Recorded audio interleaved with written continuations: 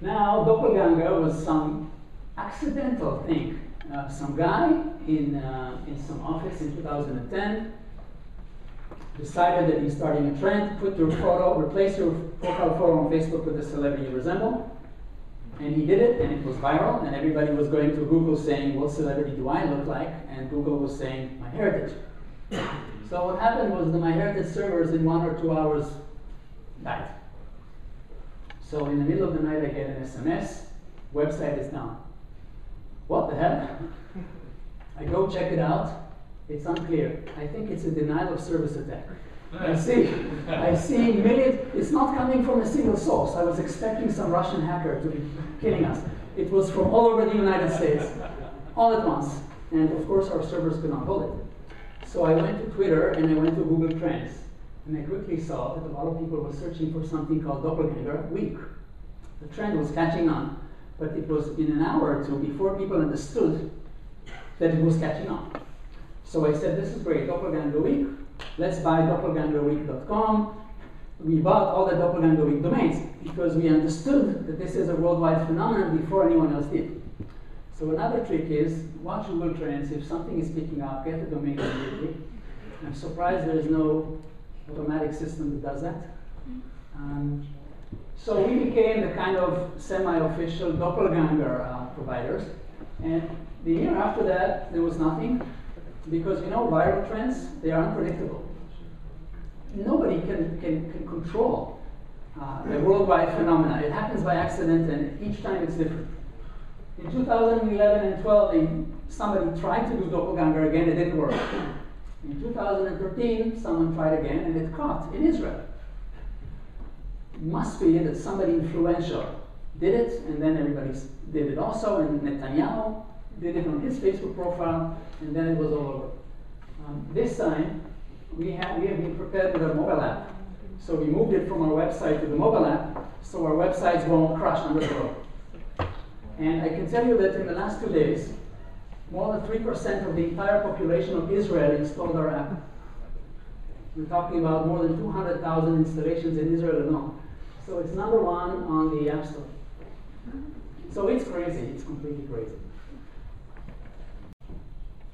Now, this celebrity mania that happened to us by accident, what it helped us do?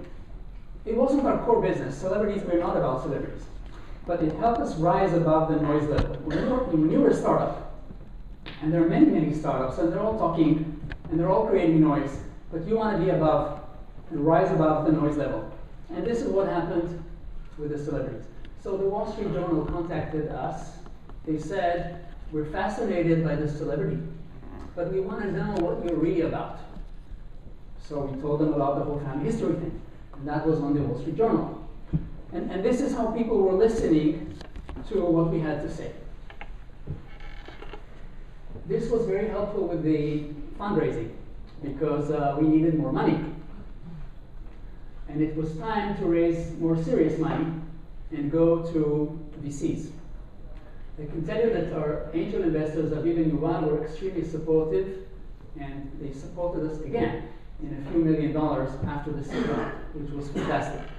They told me, Gilad, we don't need VCs. Let's make this an angel-only company. But I did want to bring the VCs.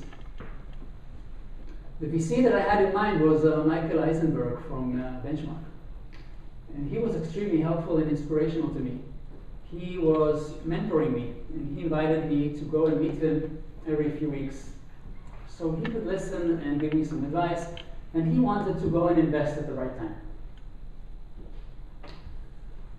Now, a very company-changing event occurred, and that was in the beginning of 2006. A company called ProStreet in the US was putting itself out for sale.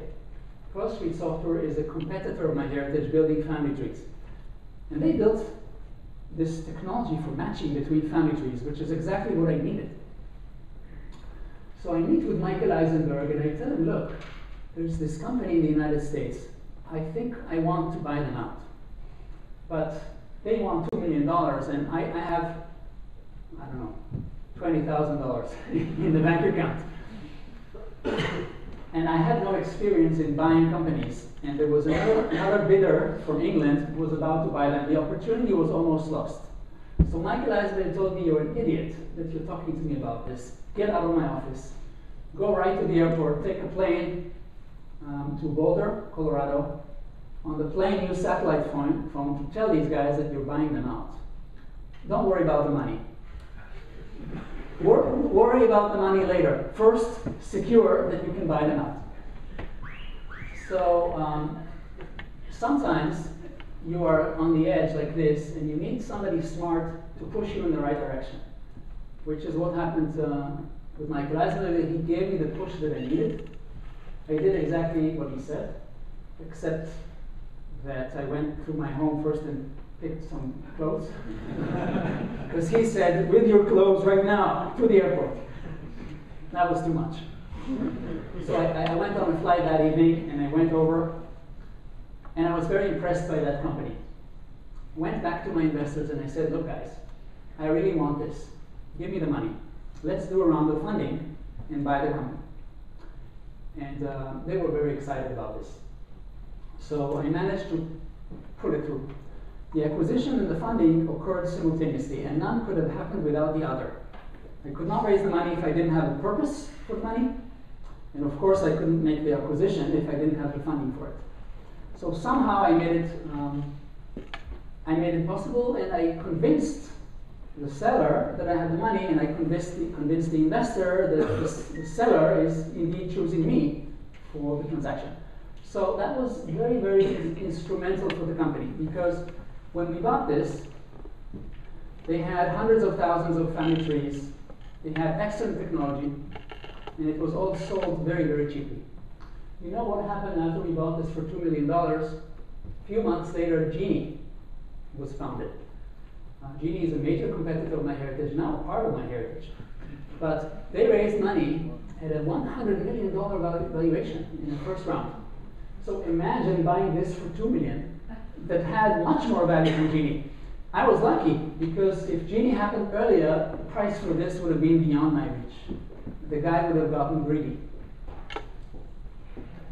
So that was game-changing, but Benchmark eventually did not invest, because the seed investors brought all the money, and there was not much room for Benchmark.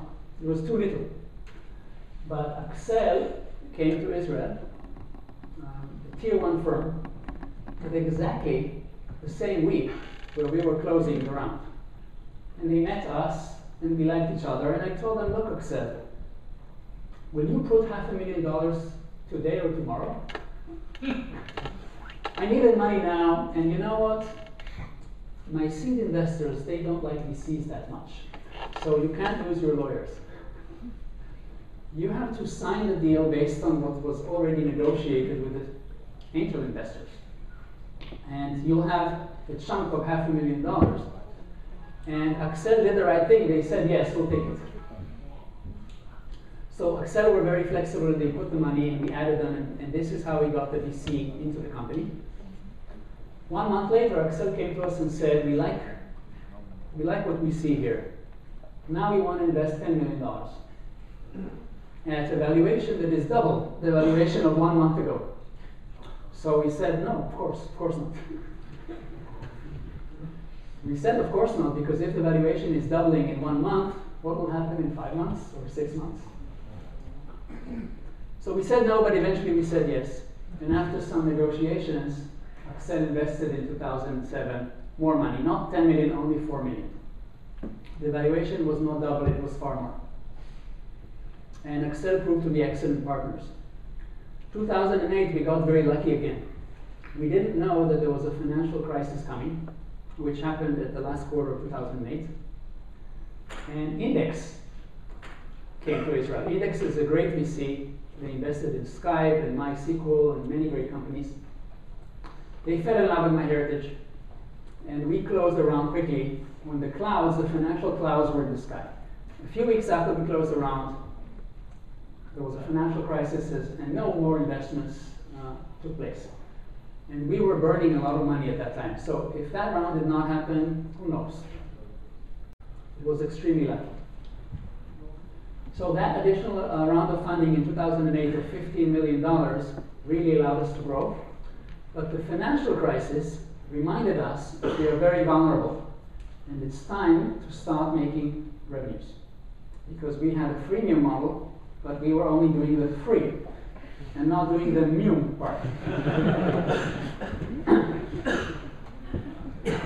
So we were slapped with this financial crisis. We lowered everyone's salary in the company by 10%, except that I lowered my salary by 20%, to give people a personal example. And we developed a business model. The business model we chose was subscriptions. You would purchase a subscription on MyHeritage to build a bigger family tree and to have more features and a premium support and the smart matching that I showed you and so on. And it took off really well. The fact that we were free for many years and we had a good product allowed us to get penetration worldwide. And then, when we turned on the monetization, there was so many millions of people, millions of users to sell into, that we didn't have to spend a lot of money on online marketing. We already had all the users, and we could market to them. And so the only question is, did we do monetization at the right time? Maybe if we waited 1 or 2 more years, we could have grown faster. Because you know, when you are freemium versus being only free, free is sexier. The customers trust you more. They don't see that you have a hidden agenda to charge. So it's pure love if you're free. If it's freemium, they know that there is payment involved. So as long as you can stay pure free, it's great. But you know, if you're losing $500,000, if you're burning $500,000 a month, that's not so good. And so we put a big focus, I think, at the right time, and we started selling subscriptions. The subscriptions are going extremely well. We have hundreds of thousands of subscriptions. And the lucky thing is that people don't want to stop their subscriptions because it's your family history. You want to keep it for the next 100 years. And your son will continue your work, or your daughter, and your grandkids. So the churn is extremely low. And now we are very fortunate to have a new investment from Bessemer. Thank you, Aviad. So we raised $25 million in December. In the middle of November, sorry. And we are using this extra funding to expand and explode. So until now, the amount we raised was close to $50 million. Just to give you some numbers about MyHeritage, because you're on asked for them. So we now have 72 million registered users, and they have built 27 million family trees on the website, in which there are 1.5 billion profiles. So there's more profiles on MyHeritage than on Facebook. The big difference is that most of the people on Facebook are living. And on MyHeritage you have 50-50. But I'll tell you a secret, everyone dies in the end. I know there is the startup if I die here in the room. It's their business. But you know, the deceased, the dead people, they can't be active users, obviously. And they can't pay you, but they're very important because first it differentiates us from Facebook. And second, the dead connect the living. If I'm related to each one of you in the audience, it's through probably someone a few hundred years ago or less who is deceased. So think of MyHeritage as a platform where all the family history is there. And it's like good wine. You know, Facebook data is not going to be very valuable in a few years, showing how you puked after drinking vodka. You'll probably want to delete it. But the MyHeritage data grows valuable every year, more valuable, like old wine. All the weddings and birthdays and family events, the meaningful photos, the meaningful stories. This is stuff you want to preserve for the next 100 years. So this is the big differentiation between MyHeritage and Facebook. And we support 40 languages. Languages are very, very, very important because the world is the market and you don't want to lose parts of the market. You want to capture everything, especially when your US competitors are typically more narrow in their thinking, and it's more difficult for them to realize that there are other languages out there and other cultures, and you have an advantage over there being in Israel, and knowing that you need to support many languages, and that the Israeli market is obviously not large enough. Even if Netanyahu is installing the app, it's not enough. I'm not going to share numbers, I'll just show you two graphs of our revenues and our subscribers. So you can see that family history is a very big and very lucrative business. As entrepreneurs, I also give you a little tip for free. Whenever you're showing a graph like this, make it more narrow. The graph will look steeper. Just do it in 2 seconds and nobody will know. It's all psychology. So, a few lessons I've learned, and I really apologize if my experiences at MyHeritage are not relevant for some of you. Although I think a lot of us entrepreneurs have many things in common. So maybe what I'm saying here is relevant, and you'll find it very familiar. Success has many, many factors. It's hard to pin them down, but I think these are the foremost important factors for an entrepreneur to succeed. I think passion is number one. If you really love what you do, if you enjoy what you do, if you sleep and dream about it, and if you think about it in the shower and when driving, how to improve it and what can you invent, then you have the passion, and then you can convince others. If you can convince others, you can raise money and you can hire the best people and you win. If you are not convinced yourself, surely you can't convince others, and it all comes from your passion. Ask yourself if you have the passion for the company that you founded. I'm sure the answer is yes. That passion is the number one ingredient for success. The next one is execution. Some people think that if they have a brilliant idea, that alone is enough for them to build a fantastic company and take over the world. But my experience says that in reality, your ability to execute is more important than having a good idea to begin with. There have been some companies with a bad idea, run by people with excellent execution skills who have been massively successful. There have been many people with a great idea, but they didn't have the skills to execute. Execution is about a lot of things, but some key parts of that are maniacal attention to detail. You really have to understand your business and go deep into details. And if people criticize you for paying too much attention to detail, there's no such thing as paying too much attention to detail. And also being able to follow up, even if it means to nag people sometimes, and make sure that they do what they need to do. You really need to follow up and get things done. Getting things done is what execution is about. Third goal is just pure hard work. Lots of sleepless nights. I think my record at Backward was 72 hours of straight work. That's why I needed 6 months of break after that. I think there is no success without hard work. Some people are lucky and maybe they can do it easily while they are surfing in Hawaii. I couldn't. Be prepared for extremely hard work and the price that you will need to pay in your personal life and family life. And the fourth ingredient, some people say it's the most important one, is just pure luck.